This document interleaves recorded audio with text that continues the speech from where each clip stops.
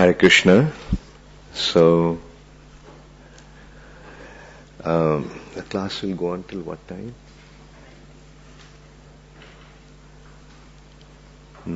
9? It's all right. So late? Okay. Hare Krishna.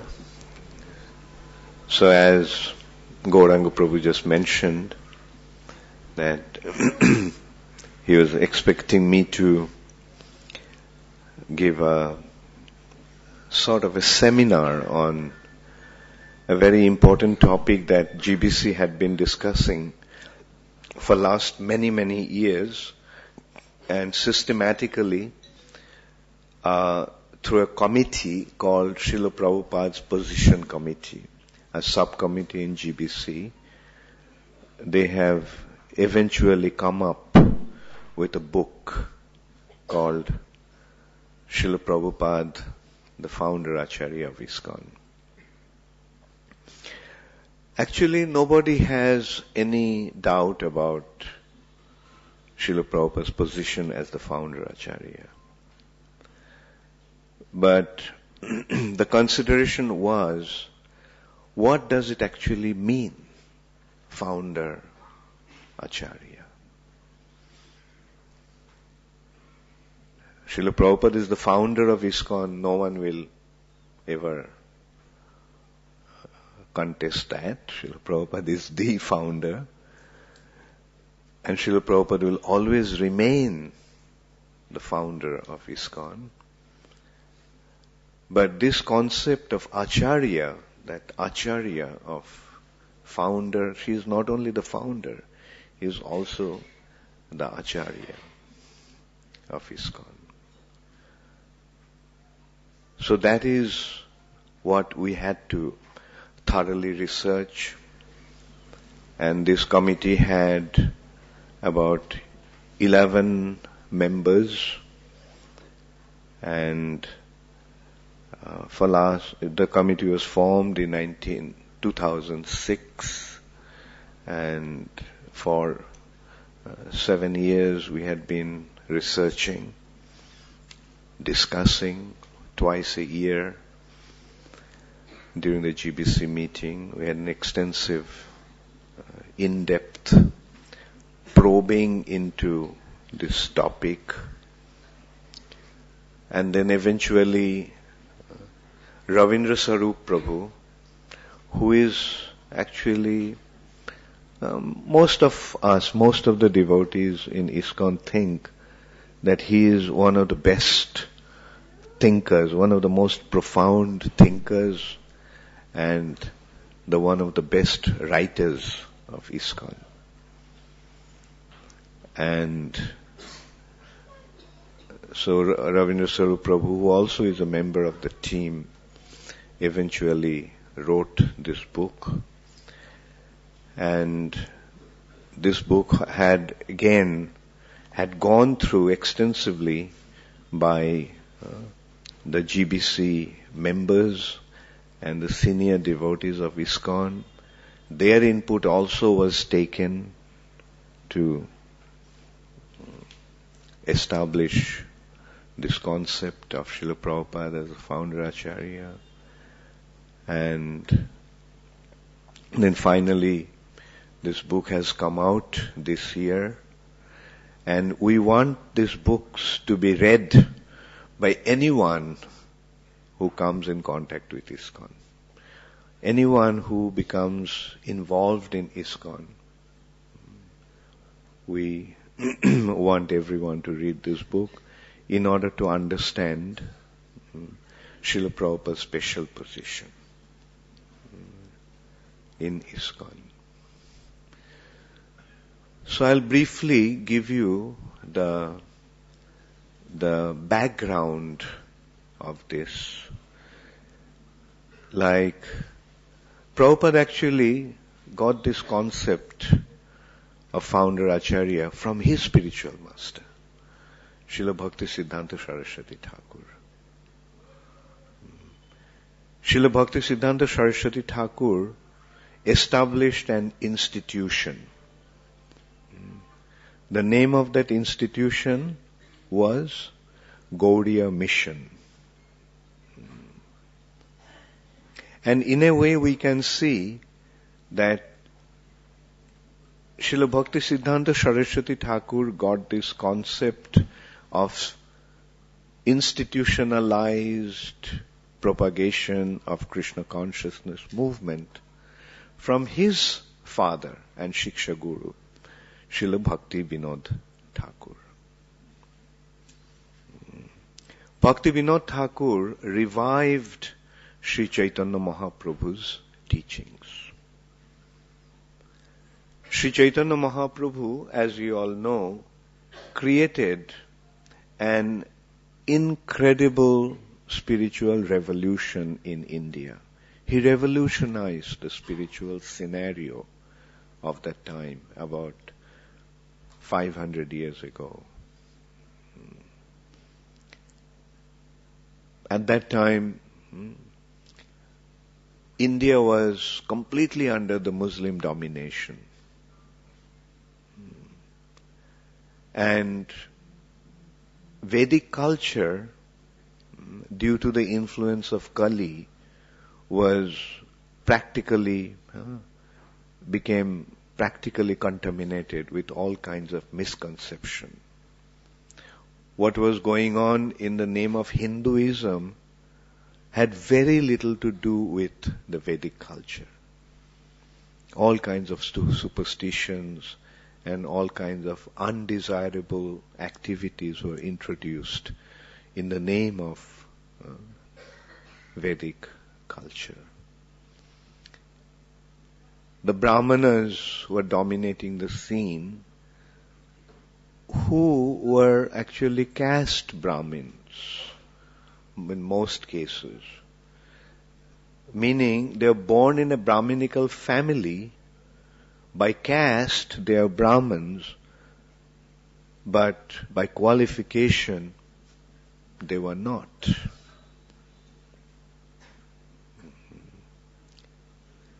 And this was a very, very ominous phase of Vedic culture at that time. So at that time, Sri Chaitanya Mahaprabhu came and revived the Vedic culture through his Sankirtan movement. He came and established the Juga Dharma. What is the Juga Dharma for this age of Kali? Harinam Sankirtan. There are 4 Yugas, and for those 4 Yugas, there are 4 different types of dharmas. Krite jadhayate Vishnu, Tretayam jajate makho, Dwapare paricharjayam, Kalau tad hari kirtanad. In the Krita Yuga, in Satya Yuga, the Yuga Dharma is Dhayate Vishnu, meditating upon Vishnu.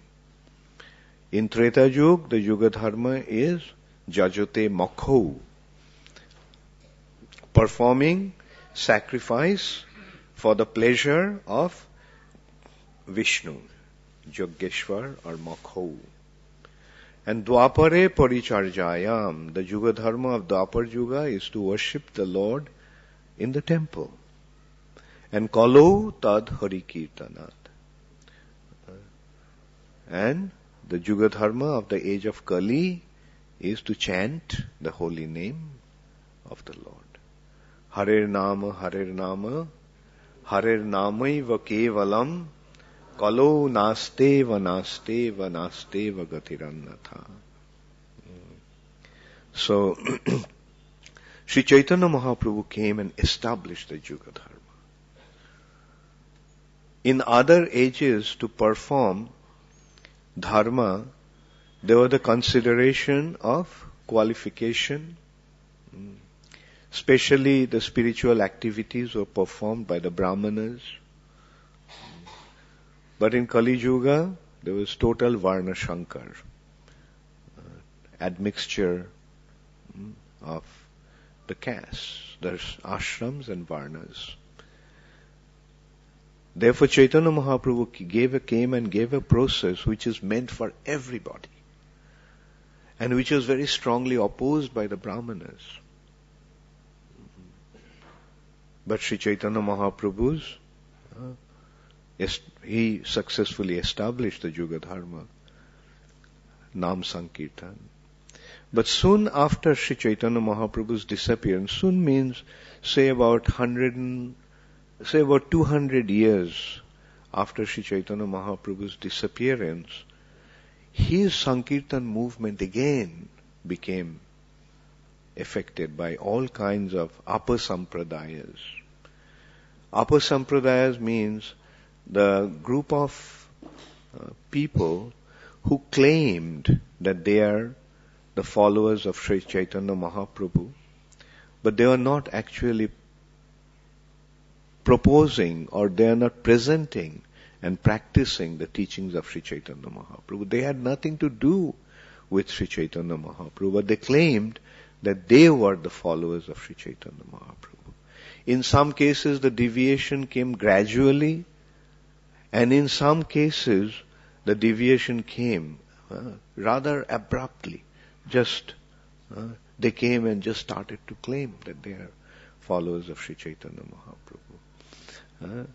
And those apasampradayas are known as Aul, Baul, Lara, Lady, Sokhi Bheki, Smarta, Jati Goswai, and all these. There are 13 apasampradayas. And these apasampradayas eclipsed the teachings of Sri Chaitanya Mahaprabhu.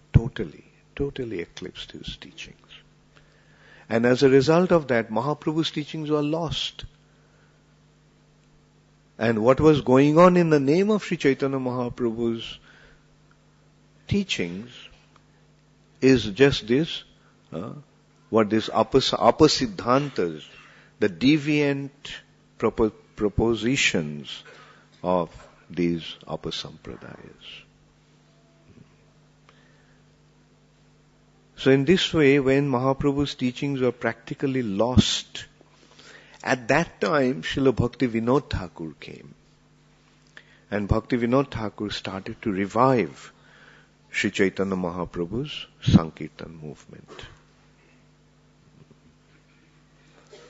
Just to give you an idea how ominous the situation was at that time, when Bhakti Vinod Thakur became interested in Chaitanya Mahaprabhu's teachings, he started to look for a Chaitanya Charitamrita, because he heard that in Chaitanya Charitamrita, Mahaprabhu's teachings have been presented in a most sublime way by Srila Krishnadas Kaviraj Goswami. But in entire Bengal, Srila Bhakti Vinod Thakur couldn't find a single volume of Chaitanya Charitamrita, single copy of Chaitanya Charitamrita. Eventually he found a copy, a handwritten copy of Chaitanya Charitamrita in Orissa. Then he took that Chaitanya Charitamrita and he started to print Sri Chaitanya Charitamrita with his Amrita Prabaha Bhashya, his own commentary. He gave the commentary on Chaitanya Charitamrita called Amrita Prabaha Bhashya, which literally means the flow of nectar. The commentary, that is the flow of nectar of Sri Chaitanya Charitamrita. And this is how Bhakti Vinod Thakur started to revive Sri Chaitanya Mahaprabhu's teachings. And the intelligent class of people, intellectual class of people, sophisticated people, started to realize the wonderful profundity of Sri Chaitanya Mahaprabhu's teachings, the sublime nature of Sri Chaitanya Mahaprabhu's teachings. But Bhakti Vinod Thakur himself was a very high-ranking government officer at that time. At that time, India was under the British rule, and Bhaktivinoda Thakur was Bhaktivinoda Thakur was a deputy magistrate in the British government. So he was an extremely busy person because of his very high position in the government service. So he could not himself do very much to establish Sri Chaitanya Mahaprabhu's teaching and spread Sri Chaitanya Mahaprabhu's teachings. He wrote books. He started to print books. He started to write many, many wonderful books. He presented Mahaprabhu's teachings in the form of beautiful poetries, in Sanskrit, in Bengali, in English. He was an extremely brilliant personality. But and at some point he resigned from his office and he started to he committed himself completely to establishing Sri Chaitanya Mahaprabhu's teachings. But he himself could not do very much. So at that time, when he was the deputy magistrate of Jagannath Puri, he prayed to Lord Jagannath for a qualified assistant, to send a qualified assistant who could help him in his preaching mission. And as a result of Srila Bhaktivinoda Thakur's prayers, Srila Bhakti Siddhanta Saraswati Thakur came as his son. And it is Srila Bhakti Siddhanta Saraswati Thakur who actually furthered the mission of Srila Bhaktivinoda Thakur. The blueprint of Krishna consciousness movement that Bhaktivinoda Thakur gave through his writings, Srila Bhakti Siddhanta Saraswati Thakur started to implement that. And through Bhaktivinoda Thakur's writings and through Srila Bhakti Siddhanta Saraswati Thakur's action, one thing became very clear, that both of them could perceive that to spread Krishna consciousness movement all over the world, in every town and village, there is a need for a collective endeavor that would continue generation after generation. Chaitanya Mahaprabhu predicted that Krishna consciousness movement would spread all over the world in every town and village. How many of you are aware of this prediction of Sri Chaitanya Mahaprabhu? Please raise your hand. So all of you are aware of it. Now, just consider the impossibility or the incredibility of this prediction. When did Chaitanya Mahaprabhu make this prediction? About 500 years ago. 500 years ago, when people did not even know how many continents were there in this planet. At that time, Columbus just discovered America. And although he reached America, but he didn't actually realize that it was America that he discovered. He thought it was India, because his aim was to come to India. Because those days India was the most glorious country, the most opulent country. And from Europe, they used to have trade with India overland. And traveling overland was very risky. There were bandits, dacoits, and there were so many difficulties, deserts, so many difficulties they had to overcome to come to India. But still people used to come from Europe to make trade, to have trade with India, take the wealth from India. Their dream was to come to India and become rich.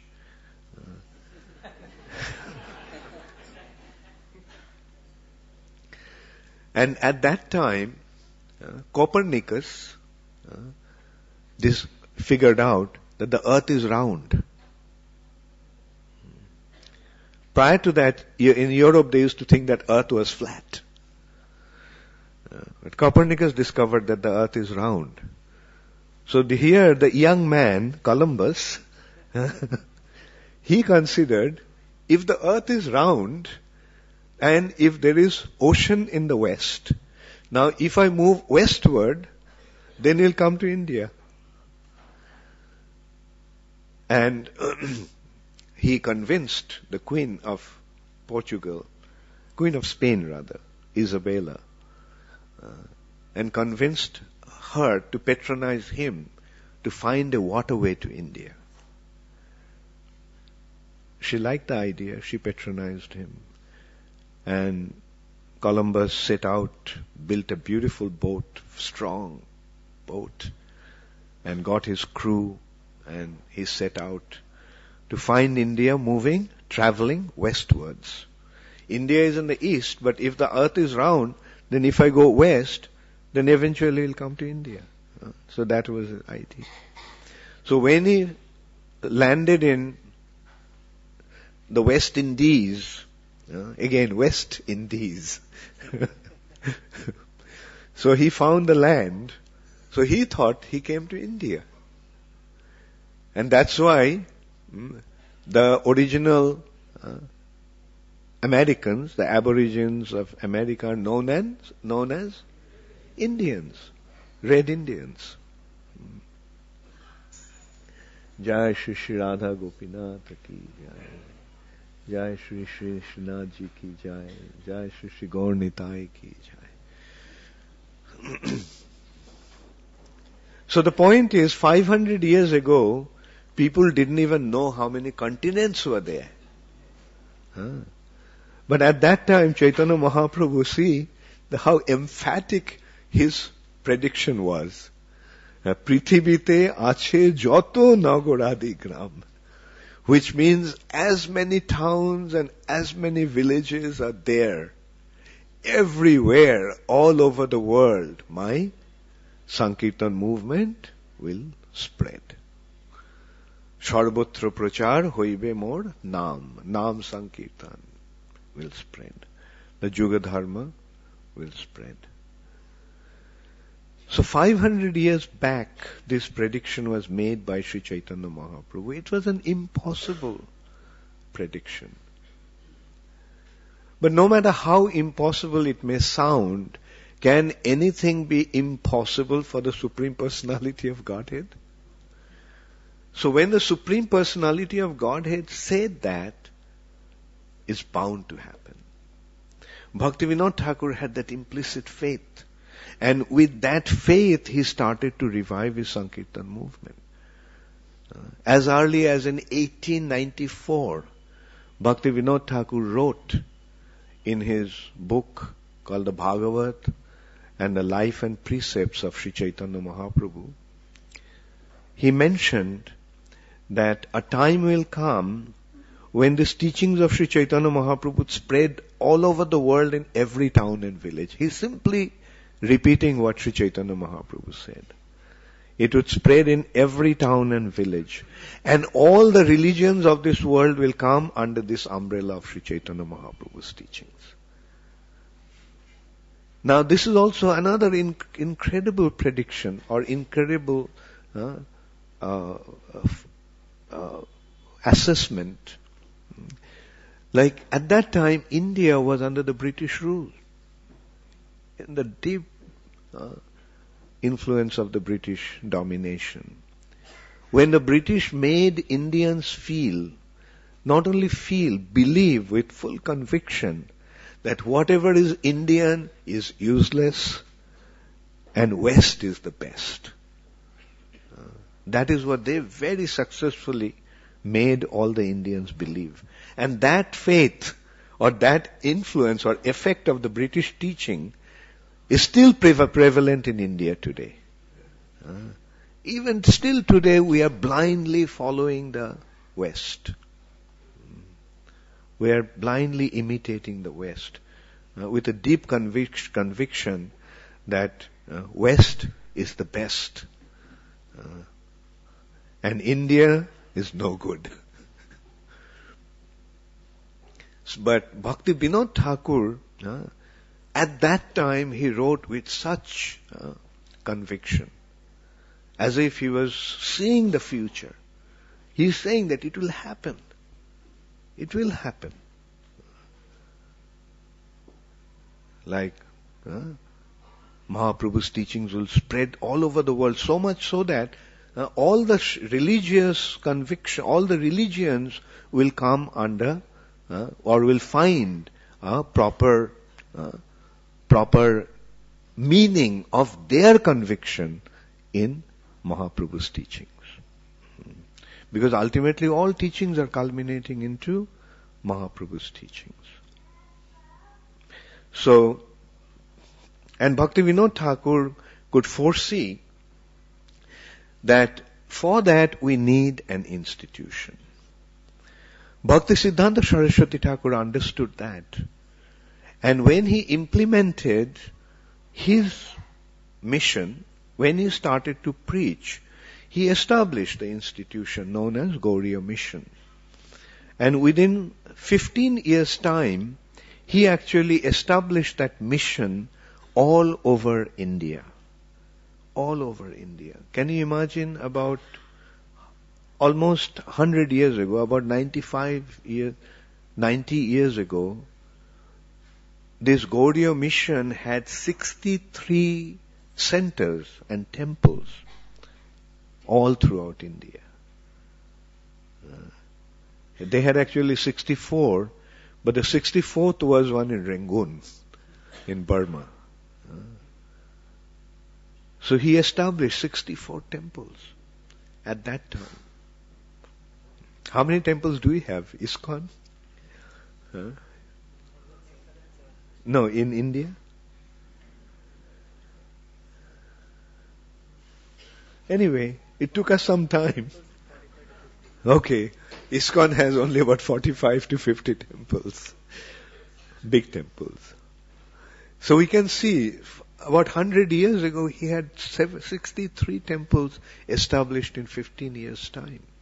Because he started to preach in about 1920, and he left this planet in 1936. So, and we can see that Bhakti Siddhanta Saraswati Thakur, he gave maximum emphasis on the institution.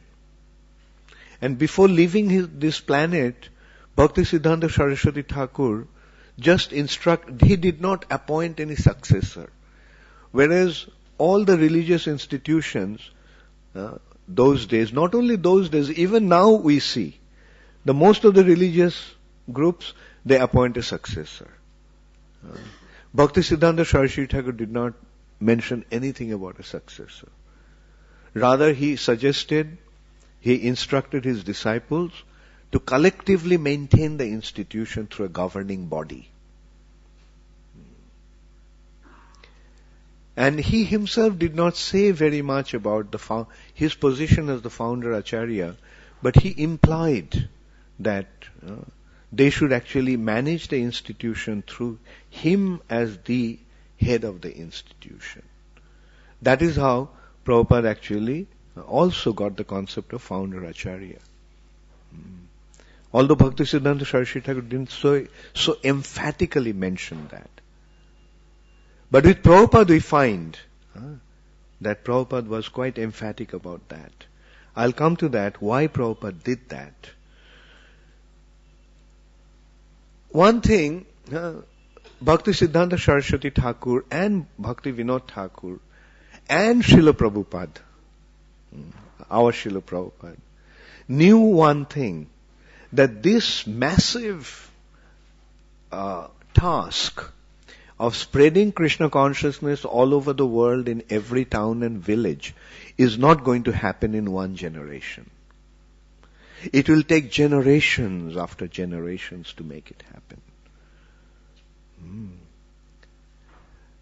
Therefore, there is a need of a collective endeavor. And for that collective endeavor, there is a need for an institution. And to hold the institution together, there is a need for a collective management and a specific head of the institution. So these concepts were very clear in their mind. First thing, this massive task is not going to be achieved in 1 or 2 generations. For that, in order to continue the mission, there is a need for a collective endeavor. To systematically implement that collective endeavor, there is a need for an institution. And in order to hold the institution together, we need a head of the institution who will stand against the onslaught of time, or who will remain over a period of time even after his disappearance. And to hold it together, there is a need for a collective concept of management. Bhaktisiddhanta Saraswati Thakur quite clearly indicated that to his disciples, but unfortunately they couldn't understand that, because there was no such precedence in the past.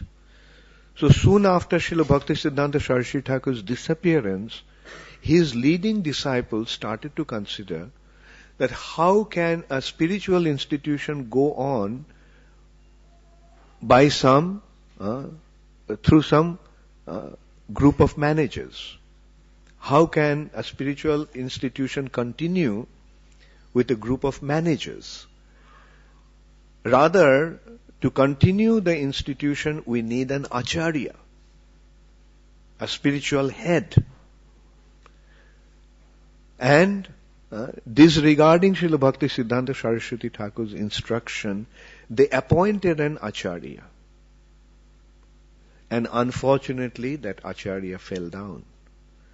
And when the acharya fell down, the structure was resting on him, so the structure collapsed. And Prabhupada pointed out, then after that, first struggle started, 2 groups wanted to become the acharyas.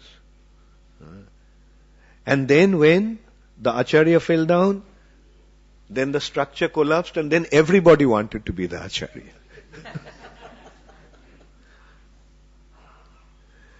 And see, I'm just giving the history, and there is no need to hide anything, because in order to understand things clearly, we have to have the proper perception of what actually happened.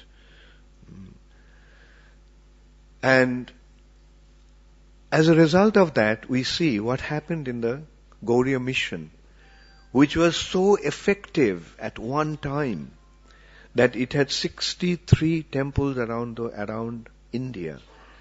And Bhaktisiddhanta Saraswati Thakur's dream was to take it out of India, spread it all over the world, because that is how Mahaprabhu's prediction would become a reality. But unfortunately, soon after his disappearance, the structure collapsed. And when the structure collapsed, we can see that they're maintaining their spiritual life.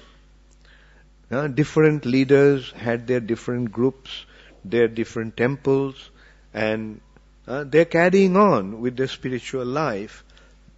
But that massive preaching mission came to a grinding halt. Just stopped.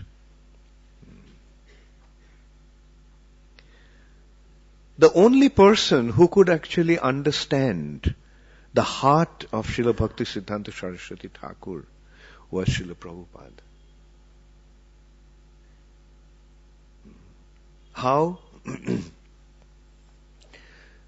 When Srila Prabhupada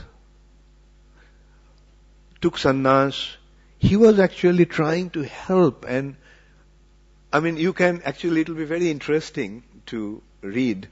Like Prabhupada wrote a few poems after Srila Bhaktisiddhanta Saraswati Thakur's disappearance.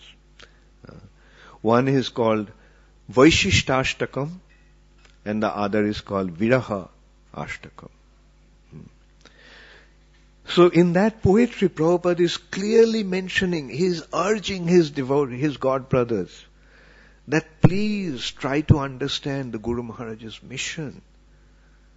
Like, he had such a wonderful vision, and he showed how to implement that vision into a reality. So let us all get together and make that reality, the dream of our spiritual master come true. But his poetry, his poems just remained poems. Just like people read poetry and don't pay much heed to it. Nobody took it seriously. Then eventually Srila Prabhupada goes to America. When Prabhupada went to America, and when Prabhupada got the first opportunity to somehow start something in America, Prabhupada wrote to all his God brothers that please, not all his God brothers, his leading God brothers, that now this opportunity has come in America. Guru Maharaj wanted that we do something in the Western world. So please come and let's do it together. Prabhupada was prepared to give them the leadership and become their followers. But they didn't respond. Then finally Prabhupada actually decides to form his institution. And that is the International Society for Krishna Consciousness. And from the very beginning, we notice that in this institution, the International Society for Krishna Consciousness, Prabhupada did not really establish himself. From the name itself, we can see the International Society for Krishna Consciousness. It's interesting to note that at that time, many other Indian gurus also went to America. They had their institution, and take the names of all the institutions, what do you find? All these institutions were named after themselves. Chinmay Mission, anyway, let's not mention the names. So they're all named after themselves. The only exception was the International Society for Krishna Consciousness.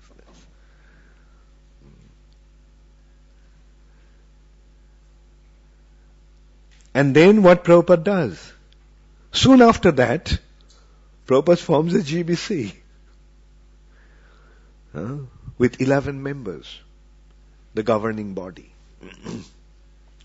Prabhupada gives the purpose of that institution, the 7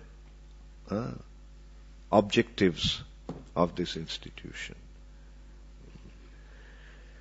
And this is how we are seeing that Prabhupada, right from the beginning, was forming the institution.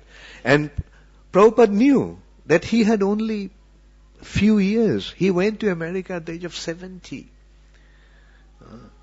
He started the movement at the age of 71, actually.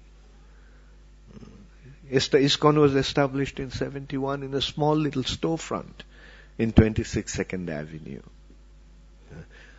When you are 70 years old, you know that you don't have much time. Prabhupada was very much aware of that he didn't have much time, but here is the massive task of spreading Krishna consciousness all over the world that his spiritual master asked him to do when he was only 26 years old. He received that instruction when he was 26 years old, but finally he got the chance to implement that instruction when he was 71 years old. So Prabhupada started to establish the institution. And the first thing he did, establish the institution. And what a bold step Prabhupada took, we can see. And that also shows Srila Prabhupada's foresight. Prabhupada named the institution the International Society for Krishna Consciousness.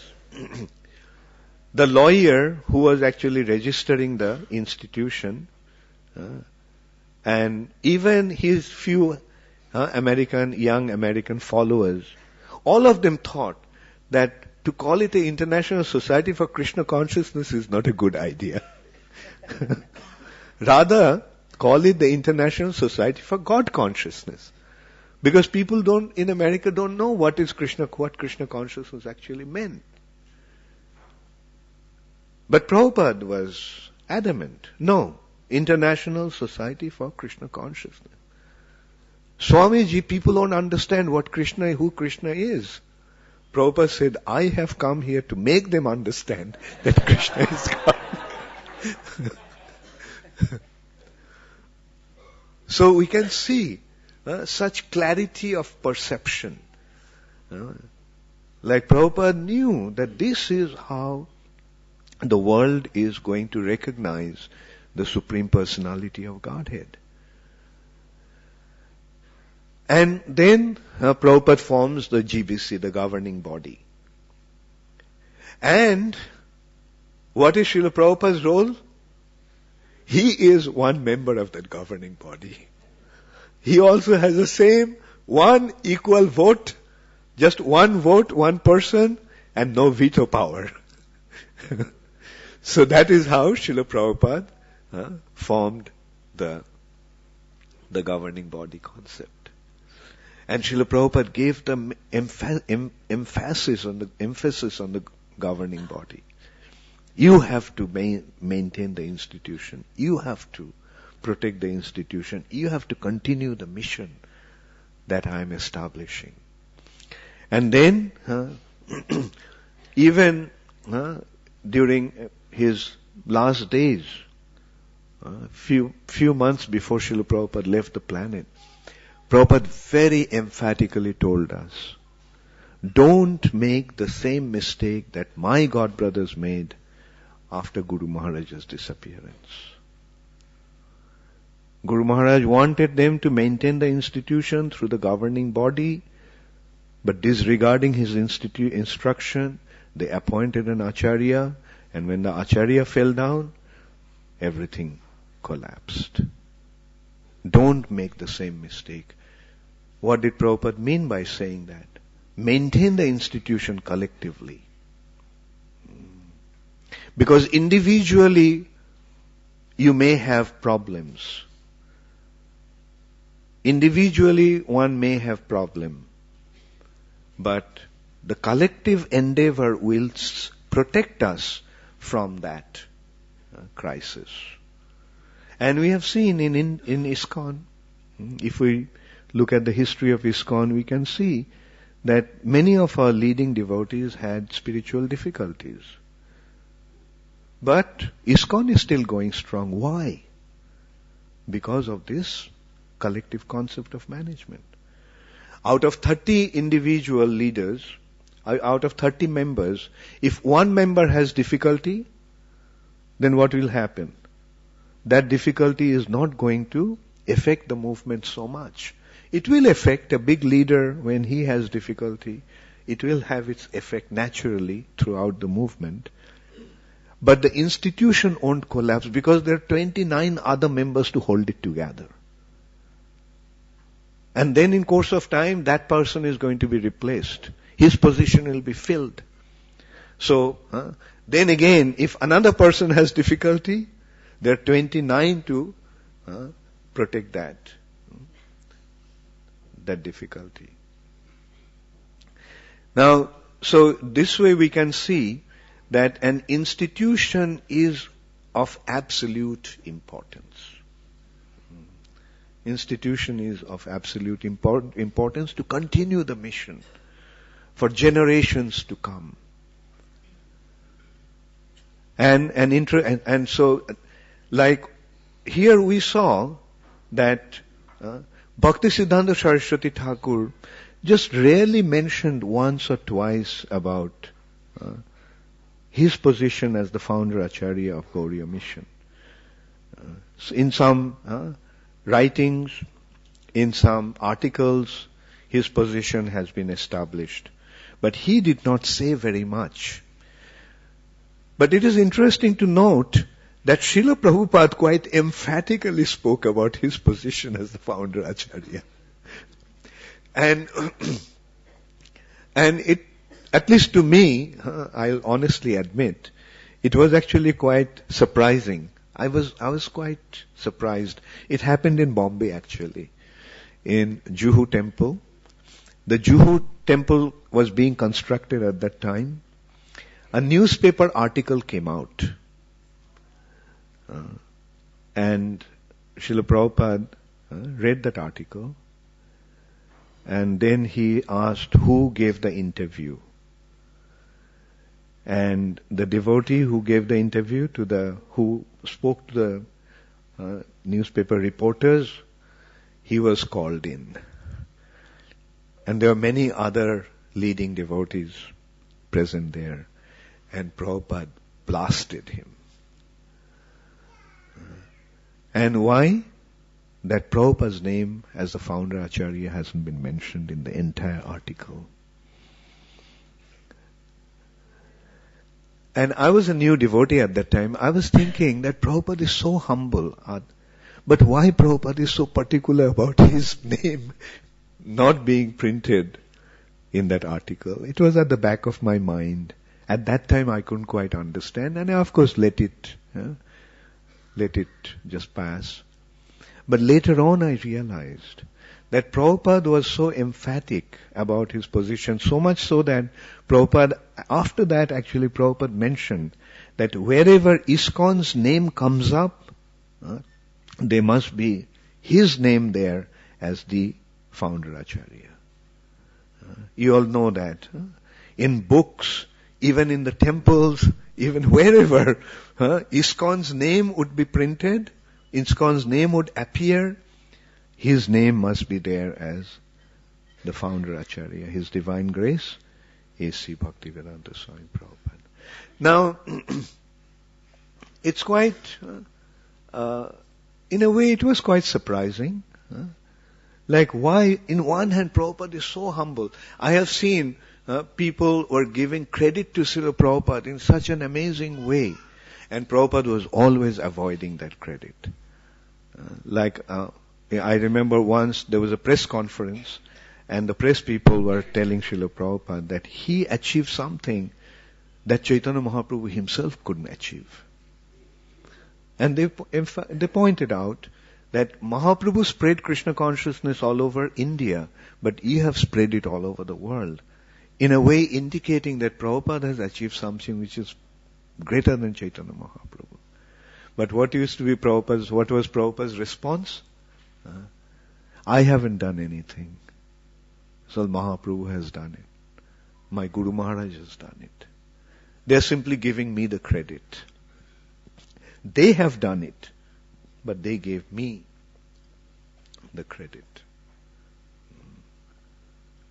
So this is how, and not only in one occasion, time and time again I have seen that. Prabhupada, people would come and glorify Srila Prabhupada in so many wonderful ways, but Prabhupada would always avoid those glorifications and offer all the glories to his Guru Maharaj and Sri Chaitanya Mahaprabhu.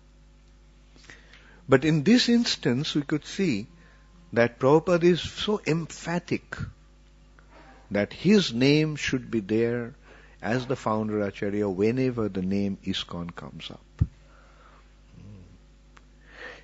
It took me some years to understand that.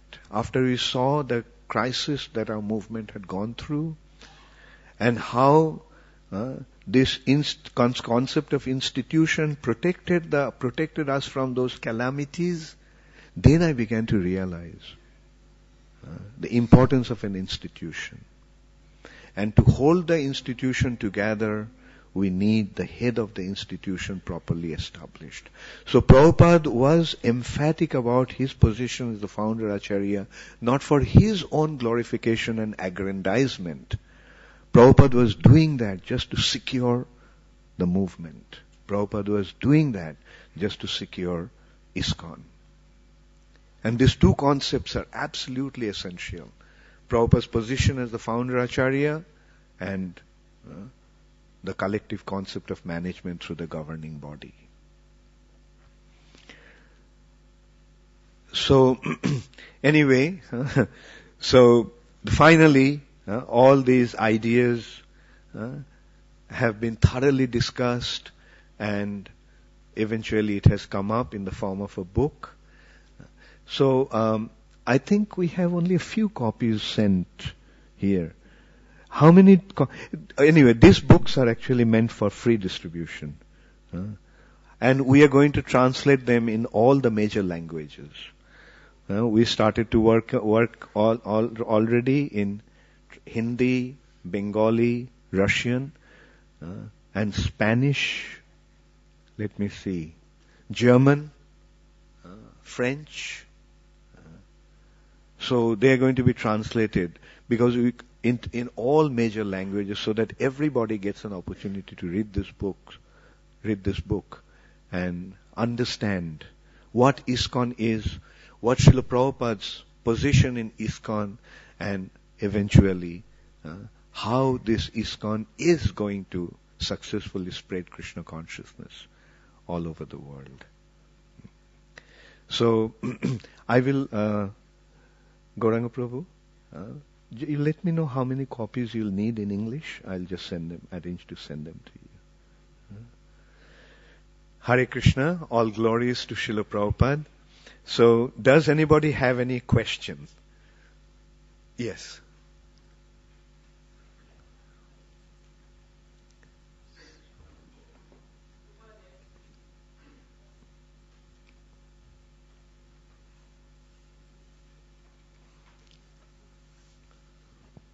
Hare Krishna, Guru Maharaj. As you said, Srila Prabhupada position as founder Acharya. I heard one of your lectures that you said the Christianity, they give more focus on Jesus Christ. So the Christianity now flourishing. So they focus Jesus Christ as a God. And how Krishna consciousness will flourish when we put Srila Prabhupada as a focus founder Acharya, and you just says relate something. So can you clear it? Well, I think what I mentioned is that just as in Christianity, Jesus Christ has a very special position. Can you think of Christianity without Jesus Christ? Can you think of Islam without Muhammad? No. Even Prabhupada himself said that we should make a research on Ramakrishna mission. And find out our Ramakrishna's position there. Like, the institution is together because of this personality who set up the institution, who is the founder and Acharya of the institution. And that Jesus Christ is seen as God, that is a misconception. Jesus himself never said that he is God. He's always said he's the Son of God. Anyway, that's a different thing altogether. Any other question? Yeah, Gauranga Prabhu.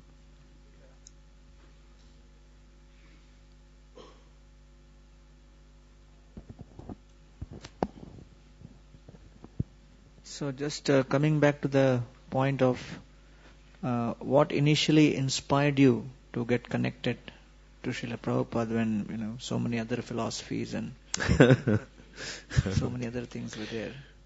Well, I could have asked you also the same question.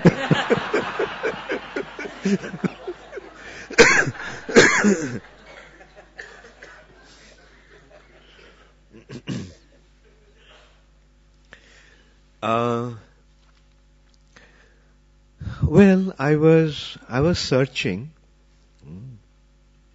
for spiritual.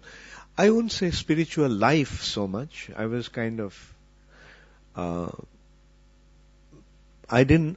was aware that to enter into spiritual life, you need a spiritual master who would guide you to your spiritual life.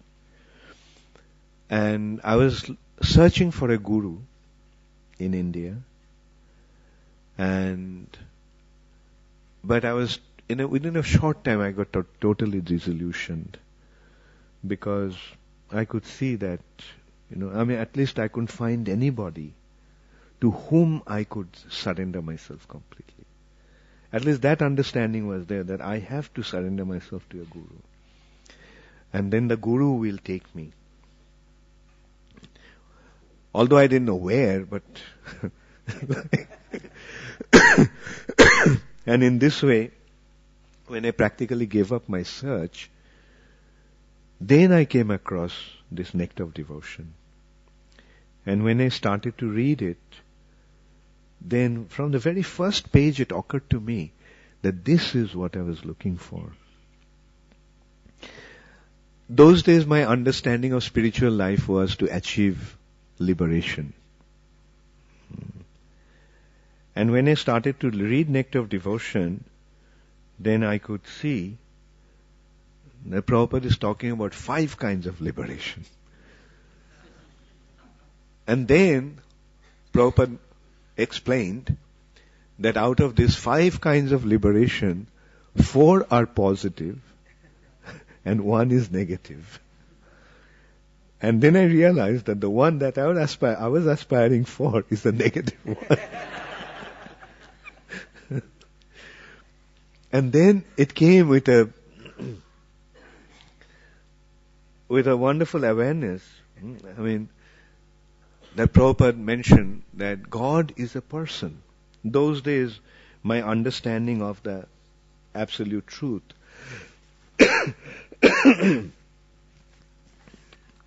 or God was rather impersonal.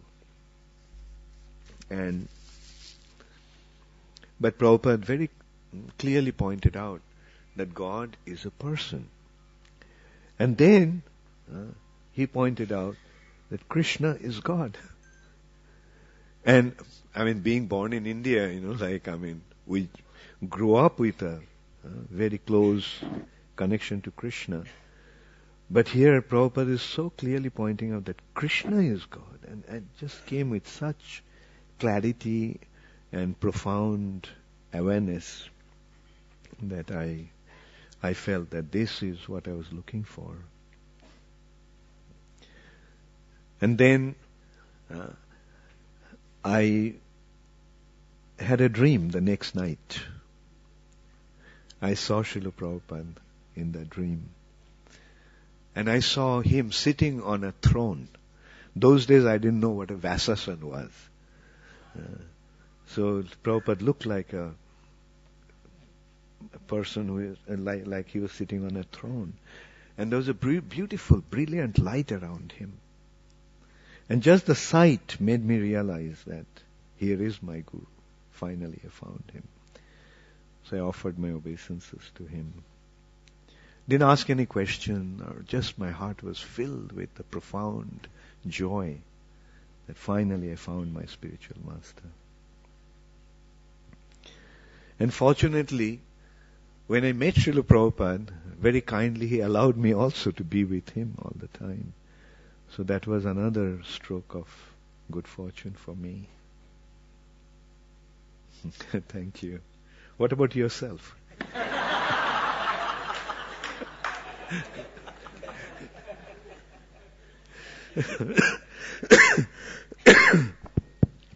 I was studying at IIT and I met Bhakti Rasamrit Maharaj. And then that was the end of my...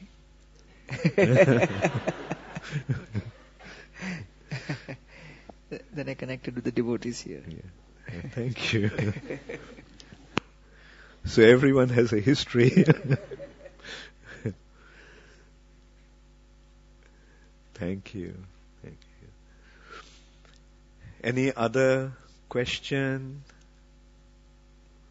Yes? Can somebody give her the mic?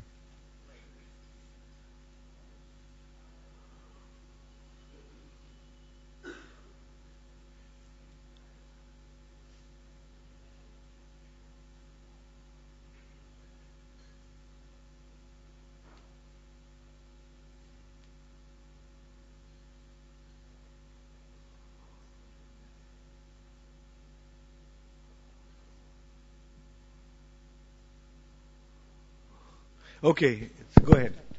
Yeah, now it's working. Yes, Hare Krishna Maharaj. Will we able to have a glimpse of the idea of founder Acharya, or this the importance of institution, or this GBC in the scripture? What's your question? Will we able to find the idea of the founder Acharya, or like this, because this talk you like stress the importance of founder Acharya, the importance of institution. So we'll be able to find this idea in the scripture. In the scriptures.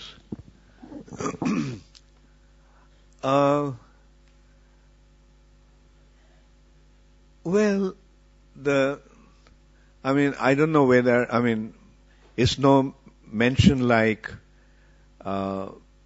scripture in that way, but in the history we find, say for example, that in the age of Kali, whoever established any religious doctrines, he formed an institution or sampradaya. For example, Ramanujacharya did that. Madhvacharya did that. And in those sampradayas, say for example, Madhvacharya has a prominent position. He is a sampradaya acharya. Ramanujacharya is a sampradaya acharya. And also we can see that Madhvacharya did not appoint any one successor. He appointed 8 successors for 8 months. Right? And they, in turn, actually become the acharya. Different times, different years. So this way we can see that you see, here we have to also consider another thing. Like, in the spiritual scene, in India, you can see it was a personal thing. When one wanted to take to spiritual life, he used to go to the forest or go to the Himalayas, live in the ashram of his guru and get trained up. And in course of time, he could become a guru himself and train his disciples. This was a very, very limited endeavor. Very, very selected endeavor. But in the age of Kali, it has become a massive endeavor. It's meant for all, which was not the case before. Chaitanya Mahaprabhu came and gave this Krishna consciousness movement for everybody. So when you do things for collectively in this way, you have to have a structure. And the structure is the institution. And I can't immediately think of any scriptural evidence for that, but one thing that comes to my mind in that respect, that in the spiritual sky there are groups like that. Like Krishna has his institution, that's called Braj. And in Braj, there are different groups. Nanda Maharaj's group. Then Nanda Maharaj is the founder Acharya. Radharani's group. And there are 8 governing body commissioners.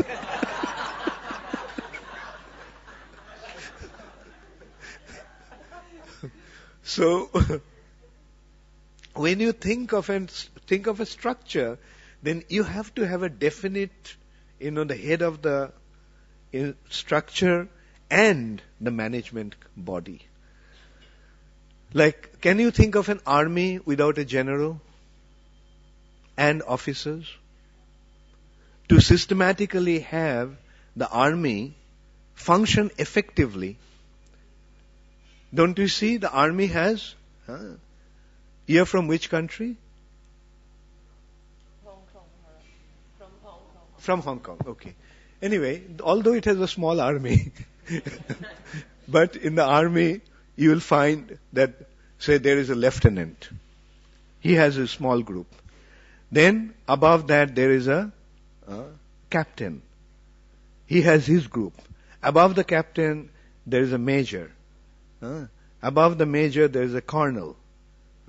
Like that. And then finally on top, you get the king. So similarly, you see, when you think of a structure, it has to be like that.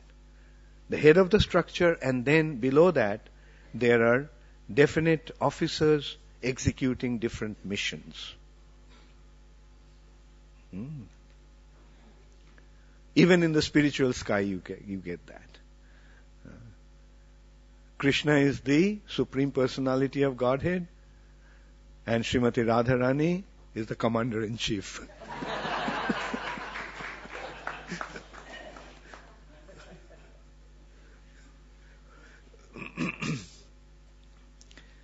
Thank you. Hare Krishna. All glories to Srila Prabhupada. Any other question? Yeah. Hare Krishna Maharaj. Maharaj, once I was told that as we read Prabhupada books, he's our Siksha Guru also. Yes, Prabhupada is the Guru as the Shiksha Guru. There are two types of Gurus. Shiksha Guru and Diksha Guru. Diksha Guru is the one who gives Diksha. Diksha Guru is the Guru who gives the mantra. And to the Diksha Guru, one surrenders. He is the surrendering point. But Shiksha Guru is the person who is training us in spiritual life. Now in ISKCON, whose Shiksha is prevalent? Whose Shiksha is most prominent? Not only most prominent, whose Shiksha is the Shiksha in ISKCON? Srila Prabhupada. Therefore, Srila Prabhupada is undoubtedly the Shiksha Guru of all the devotees of ISKCON for all time. And this is the point. Like Prabhupada is the Acharya. Acharya means Guru. Srila Prabhupada is the Shiksha Guru. And that is the difference we are having with some other group in ISKCON. I mean, who, kind of splintered away from ISKCON. They are saying, no, Prabhupada will be the Diksha Guru. No one is qualified to give Diksha. I mean, we have problem with that concept because there is no such precedence, there is no such scriptural evidence. It never happened in the past. It's not mentioned in the scriptures that after one's disappearance, one will continue to give Diksha. It doesn't happen. And Srila Prabhupada himself didn't say anything about that. So, Prabhupada is not going to function as a Diksha Guru, but Prabhupada is functioning as Shiksha Guru. And Prabhupada will continue to function as Shiksha Guru. Because Prabhupada's Shiksha is the foundation of ISKCON. Okay. And incidentally, we also have to remember that our line is actually Shiksha Parampara. The line, the Guru Parampara that we draw, is not based on Diksha. It's rather based on Shiksha. For example, Gaur Kishore Das Babaji Maharaj was not Diksha disciple of Bhakti Vinod Thakur. Bhakti Vinod Thakur was not the Diksha disciple of Jagannath Das Babaji Maharaj. Jagannath Das Babaji Maharaj was not the Diksha disciple of Baladev Vidyabhushan. But that is how our line is. So what does it indicate? It indicates that it is a Shiksha Parampara, which is also known as Bhagavat Parampara.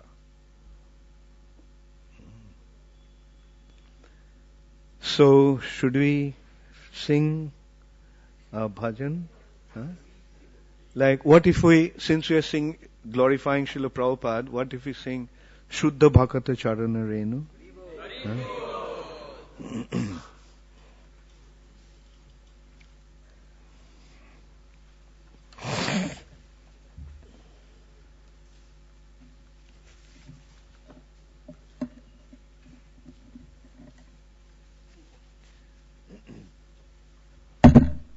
Who is playing the mridanga?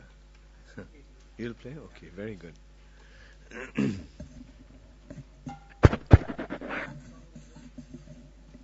Maybe you can lift it up a little bit.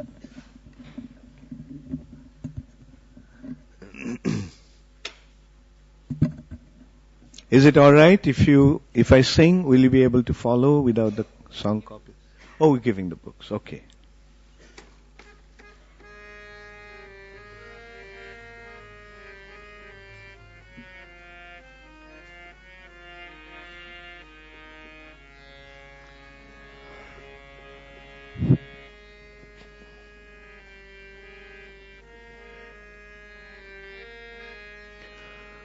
শুদ্ধ ভকত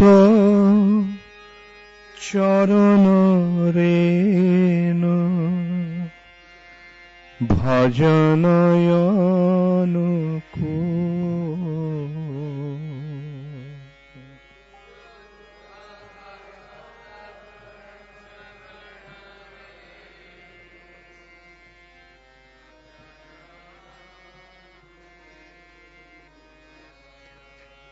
শুদ্ধ ভকত চরণ রেণু ভজনয়নুকু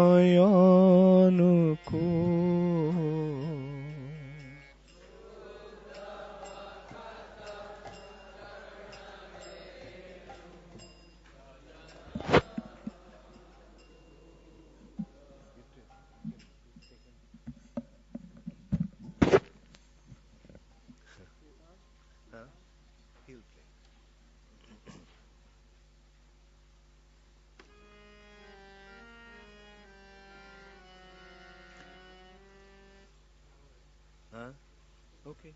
Okay.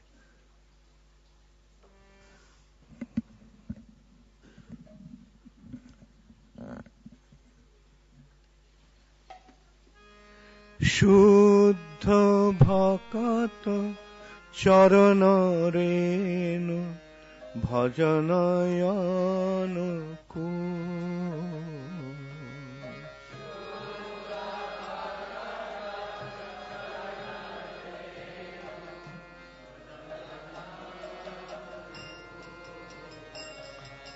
শুদ্ধ ভকত চরণ রেণু ভজনয়নুকু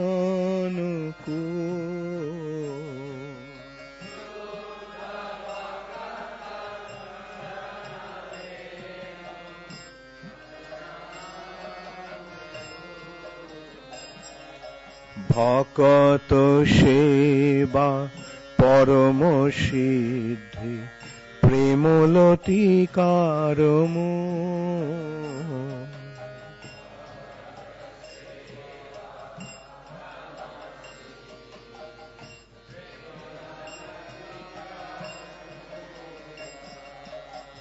ভকত সেবা পরম সিদ্ধি প্রেমলতিকারমু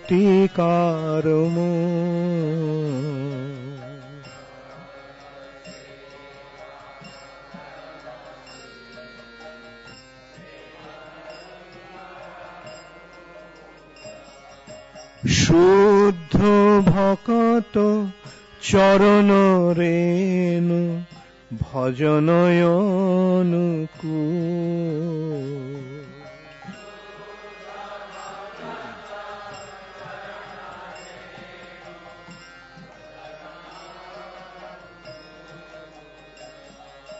শুদ্ধ ভকত চরণ রেণু ভজনয়নুকু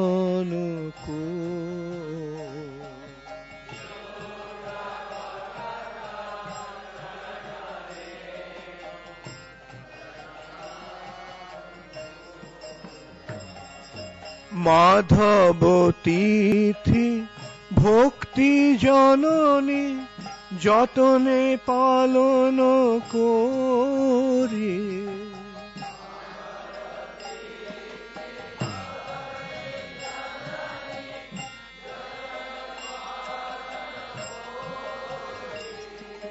মাধব তিথি ভক্তি জননী যতনে পালন করি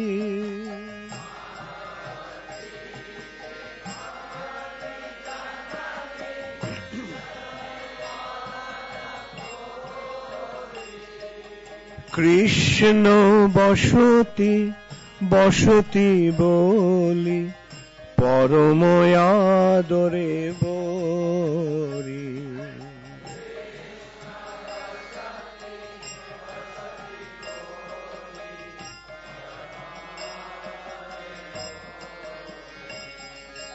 কৃষ্ণ বসতি বসতি বলি পরম আদরে বরি।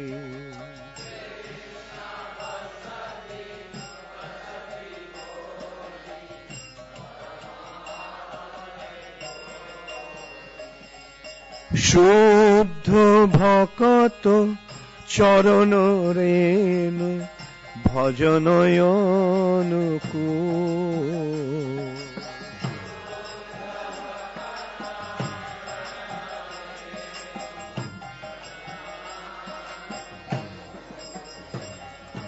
গৌর আমার যে সব স্থানে করিল ভ্রমণ রঙ্গে,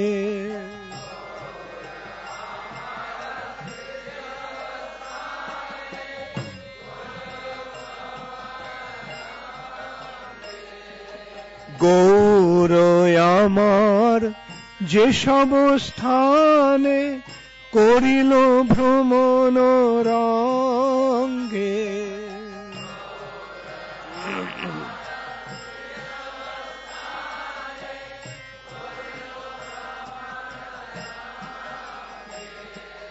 সেসব স্থান হেরিব আমি প্রণয়ী ভকত সঙ্গে।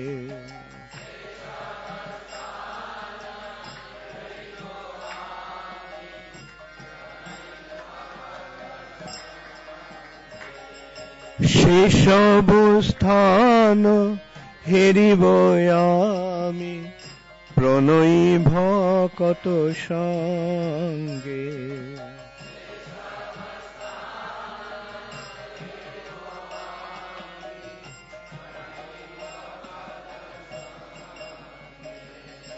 শুদ্ধ ভকত চরণ রেণু ভজনয়নুকূল।